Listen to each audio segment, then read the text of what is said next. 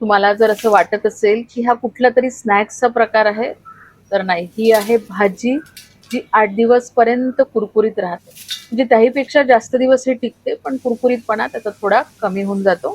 तुम्ही लांबच्या प्रवासाला जात असेल किंवा 2-3 दिवस तुमच्या ट्रेनचा प्रवास आहे किंवा तुम्ही बाहेरचं खाणं अवॉइड करता, तर अशा वेळेस ही भाजी जी आहे ते खूप चांगलं ऑप्शन आहे. खायला एकदम रुचकर लागते आणि अगदी लहान मुलापासून ते मोठ्यापर्यंत आवडणारी ही भाजी आहे. तुम्ही याचा कुरकुरीतपणा बघू शकता, म्हणजे इतकी कुरकुरीत आहे की तुमच्या दातांनी पण अशी सहज तुटते. पुरीसोबत, पोळीसोबत खायला छान मजा येते. तर तुम्ही अशीही तोंडी लावायलाही घेऊ शकता. एकदम चवदार आणि एक नंबर रेसिपी आहे. नमस्कार, सुषमा हेल्दी रेसिपीज अँड सॅलडमध्ये सर्वांचे खूप खूप स्वागत.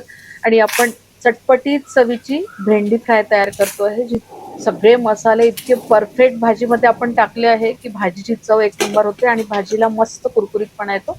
चला रेसिपी बघूया. एक पाव भेंडी स्वच्छ धुवून कोरडी करून घेतली आणि त्याचे उभ्यामध्ये असे पातळ पातळ काप करून घेतले. तर काप केल्यानंतर मुठीने मोजले तर 2 मुठी ही भेंडी आहे. आता एखाद्या मिक्सिंग बाउलमध्ये किंवा गंजामध्ये घेऊन घेऊ आणि त्याच्यामध्ये आपल्याला मसाले घालायचे आहे.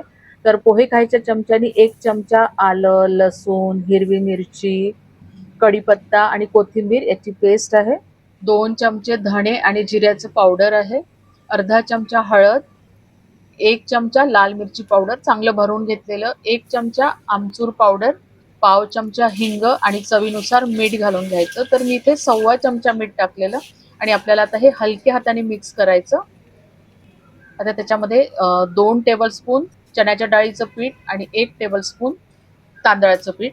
आता हे आपण सगळं मिक्स करून घेऊ. तर हलक्या हाताने हे मिक्स करायचं. आता तुम्ही बघू शकता हे थोडंसं असं कोरडं झालं, पण थोड्या वेळाने याला थोडंसं पाणी सुटेल. तसं एखादा मिनिट असं ठेवून देऊ.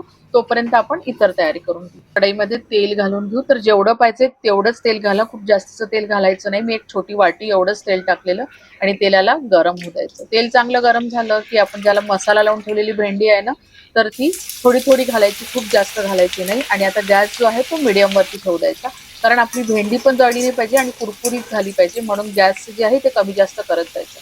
भेंडीचा थोडासा रंग चेंज झाला की मग गॅसची फ्लेम एकदम स्लो करायची आणि चांगली अशी कुरकुरीत भेंडी तळून घ्यायची. तुम्ही बघू शकता रंग पण छान आलेला आहे आणि भेंडीचा हिरवटपणा पण तसाच आहे भेंडीला. आणि आता आपण हे काय टिश्यू पेपरवरती टाकून घेऊ. अशाच पद्धतीने आपण सर्व भेंडी फ्राय करून घेऊ.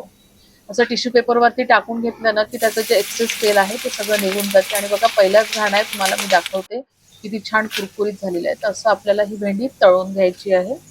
कढईमध्ये जो मसाला असतो ना तो सगळा काढून घ्यायचा, कारण तो आपल्या पोळीसोबत पुरीसोबत चांगला लागतो. कढईमध्ये काहीच राहू नाही द्यायचे. आणि उरलेलं जे तेल आहे त्या तेलामध्ये तुम्ही दुसरी कुठली भाजी तयार करू शकता. आणि तुम्ही बघू शकता इथे आपली सगळी भेंडी तळून झालेली आहे. रंग बघा किती सुंदर आलेला आहे आणि मसाला बघा इतका परफेक्ट कोट झालेला आहे. म्हणजे आपली भेंडी दिसते हिरव्या रंगाची आणि मसाल्याने कोट झालेली आहे आणि एकदम कुरकुरीत राहते. 15 दिवस आरामात ही चांगली राहते. कुरकुरीतपणा थोडासा कमी होतो. 8 दिवस तर एकदम कुरकुरीत राहते.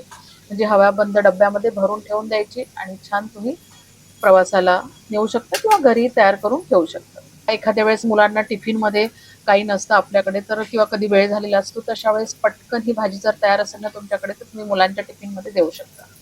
व्हिडिओ आवडला तर नक्की लाईक शेअर करा. परत भेटूया अशाच एका छानशा रेसिपी सोबत. तोपर्यंत धन्यवाद.